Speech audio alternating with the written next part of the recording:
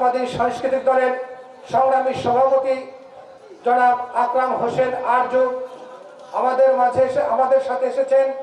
বাংলাদেশ জাতীয়তাবাদী কৃষক দল কুমারখালী পৌর শাখার সম্মানিত আহ্বায়ক জনাব আসাদুজ্জামান নয়ন, নন্দলালপুর সদকে ইউপি থেকে নির্বাচিত ইউপি সদস্য জনাব শহীদ উদ্দিন। আমাদের মাঝে এসেছেন জগন্নাথপুর থেকে জনাব তরিকুল ইসলাম টিপু। আমাদের মাঝে এসেছেন জগন্নাথপুর ইউনিয়ন বিএনপির অন্যতম নেতা শরাফত সুলতান। আমাদের সাথে এসেছেন বুলবুল এবং আমাদের সাথে কুমারখালী এবং যদুবারের নেতৃত্বে একটি মিছিল মোটরসাইকেল র্যালি এখানে এসে উপস্থিত হয়েছে।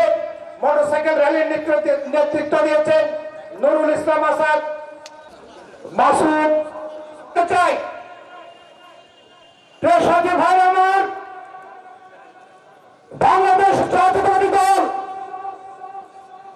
কুমারখালী থানা শাখার মধ্যে সৈয়দ মেহেদী আহমেদ রুমি ভাইয়ের নেতৃত্বে ঐক্যবদ্ধ আছে, ইনশাল্লাহ থাকবে।